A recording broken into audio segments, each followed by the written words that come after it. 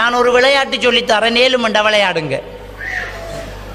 ஒரு நாளைக்கு லீவு போட்டு பொண்டாட்டியும் புருஷனும் 2 பேரை ஃபோனையும் வச்சு ஒரு சேலஞ்ச் பண்ணுங்க.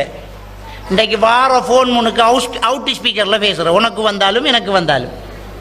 கொஞ்சம் பேர் ஓடிடுவான், கொஞ்சம் பொம்பளையில் ஏற்றுக்கொள்ள மாட்டாங்க. அவுட் ஸ்பீக்கரா, சே அந்த விளையாட்டு சரி வராது.